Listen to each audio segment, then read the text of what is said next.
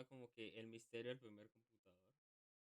El primer computador en el mundo. Entonces, siempre Ferm sorprende con sus videos interesantes. Así que nada, veamos esto, almuerzo y listo. A merchant ship is on its way to Rome. It is loaded to the brim with treasure. Just past Crete, it gets into a heavy storm.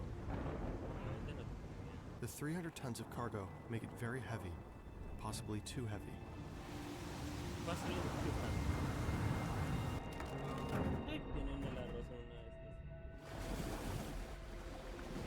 The ship sinks.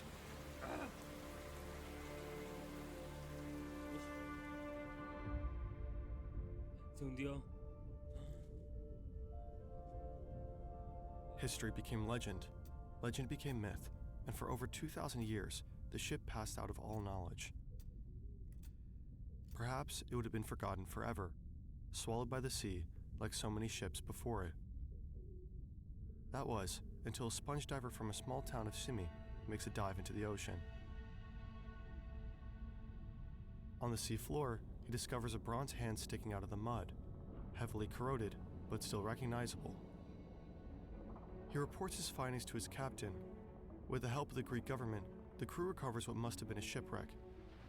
Ancient bronze and marble statues, fragmented pots and vases. It's the largest collection of Greek artifacts ever found. They take everything to Athens. Museum staff are piecing together the artifacts. Meanwhile, this corroded lump of bronze still sits there, unnoticed. Over the course of the next few months, it dries up and cracks open. The shattered rock reveals something very strange. A large wheel, engraved letters, and a number of smaller gears. It looks like an ancient machine. A sophisticated device that simply should not exist, with a mechanism over 1,000 years ahead of its time. For over a century, archaeologists, engineers, and physicists from all over the world will try to solve the riddle of the world's first computer. This video is largely based on the fantastic book Decoding the Heavens by Joe Marchant. Link in the description. Greek archaeologist Valerios Stais is the first person to examine the strange objects. The many traces of gears lead him to believe that this must be some kind of ancient clock. But mechanical clocks were not invented until the Renaissance, 1,400 years later, and while there are mentions of toothed wheels, no gears from antiquity has ever been found before, at least until now. Stais soon realizes that he needs the expertise of others. He invites John Savorinos and Adolf Wilhelm, both experts in ancient text. They decipher the scribblings as ancient Greek letters. Another scientist named Pericles Rhodiatus studies the inscriptions and suggests that they must be operating instructions. This word in particular stands out to him. It's an old and unusual word for the zodiac scale, a scale dividing the year in 12 zodiac constellations. Rhodiatus and Savorinos conclude that the device must be an astrolabe, an ancient calculator to measure the position of stars and planets. But traditionally, astrolabes don't need gears. Maybe this strange astrolabe was somehow able to determine the position of stars mechanically.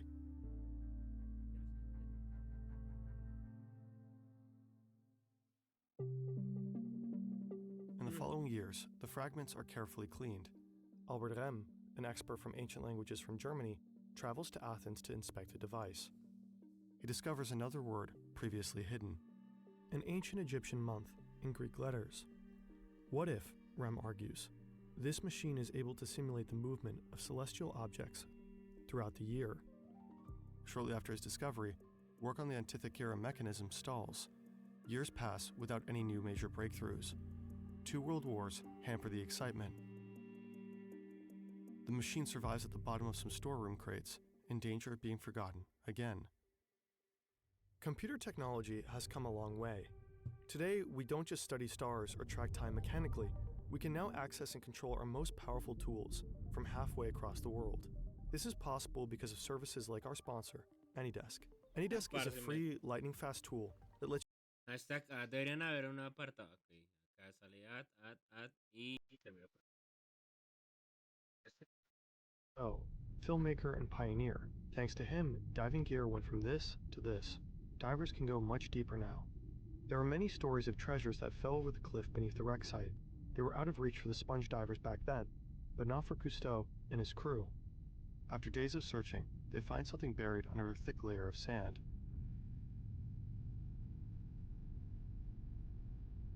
The sunken ship's hull, almost perfectly preserved. But the crew does not have the necessary equipment to unearth it. They return 2 decades later with better gear and a camera. The crew finds more treasure, but no new parts from the mechanism. Luckily, science itself is developing rapidly. Derek Price, a historian from the UK, uses newly developed X-ray technology to scan the existing fragments. He finds more gears and is able to build the first model of the Antikythera mechanism. He calls it a calendar computer. But his model isn't very accurate. For it to work, Price had to change the number of teeth on the gears, despite his X-ray images showing otherwise. The researchers Michael Wright and Alan Bromley see that Price clearly made some mistakes, so they decide to solve the mechanism themselves. The two fly to Athens. For a month, they re-examine, measure, and photograph the 82 remaining pieces of the device. But after 2,000 years, and likely passing through as many hands, the inevitable happens. Maybe an X-ray was the right call, after all. The two learn of a relatively new technique called tomography. It basically works by taking multiple slices of pictures from an object and putting them together afterwards. They take a total of 700 images. With them, they can have a clearer look at the inside. After years of work, Wright and Bromley are this close to unraveling the mystery. But suddenly, Bromley cuts ties with Wright. He thanks Wright for his work, takes the images, and leaves. A few years later, Bromley is diagnosed with cancer. On his deathbed, he confesses to Wright he alone wanted to be known for solving the Antikythera mechanism, but he failed. In the end, Bromley hands over his 3D scans to Wright. Wright had already designed a prototype in 2002, but with these images, he would be finally able to solve the device. Or so he thought. Tony Freeth, a mathematician and filmmaker, gathers a group of researchers under the Antikythera Mechanism Research Project. The group scans and measures the fragments yet again, this time with even better and newer technology. The quality of their images is astonishing. Even the smallest inscriptions, hidden deep within the stone, are now readable in sharp detail. They regularly publish new papers of the device. There are a few more expeditions to the shipwreck, with drastically changed diving gear. But again, no one can find new pieces of the mechanism on the seabed. In 2021, Freeth and the others are finally able to put together all the pieces of the puzzle. They are able to combine all the evidence of the last century in one machine.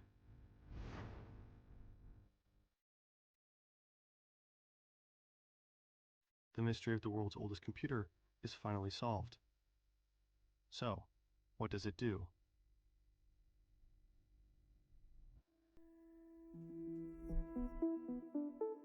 A computer is a device that can store and process information. Any device that is able to solve math equations and show you the result can therefore technically be considered a computer. There are two types: digital computers, like the phone you're watching this video on, and analog ones. So you have this task, 8 times 2.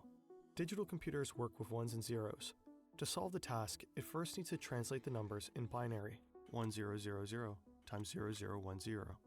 One way to multiply the numbers would just be to multiply the individual numbers one by one and add the individual results, just like in school. Translate the number back to decimal, and there's your result. But there is also another way. The same task can be represented by an analog computer with gears. This can be translated into one gear with 8 teeth and a larger one with 16.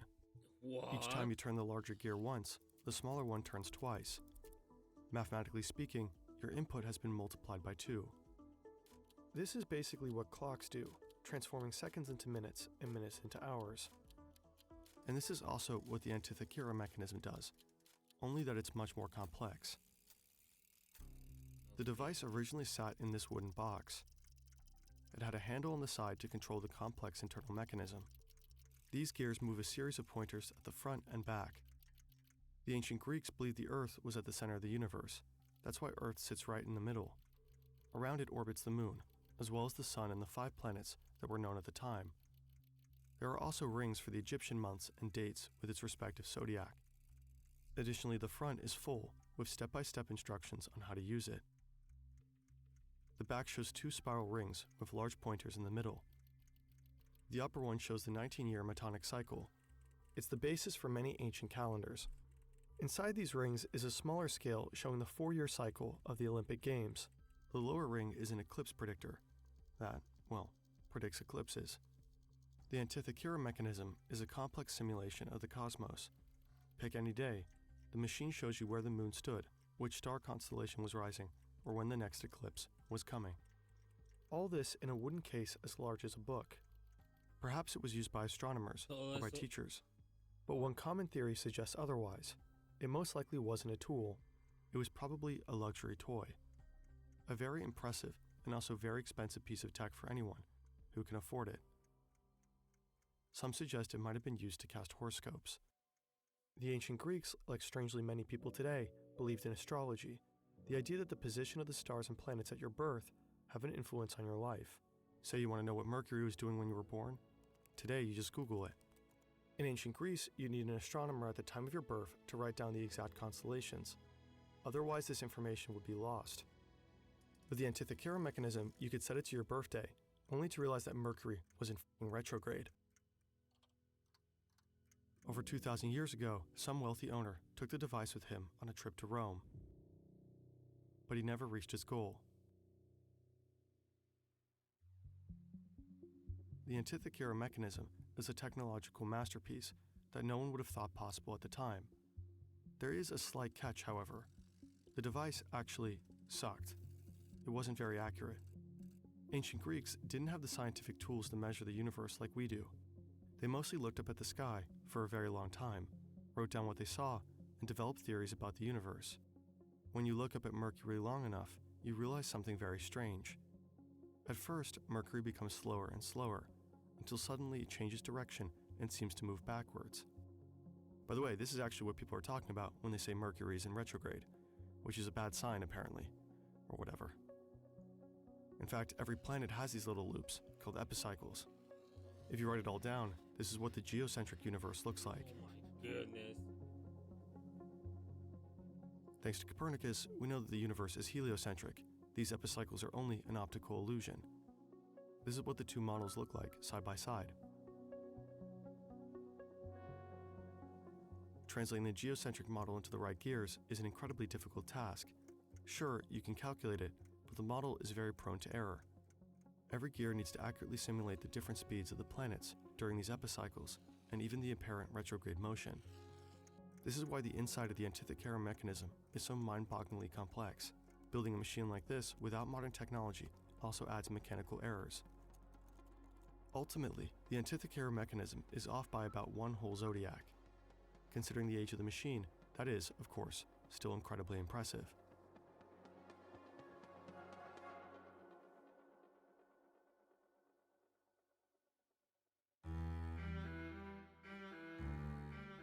For a long time, historians believed that the ancient Greeks were talented, but not very practically minded.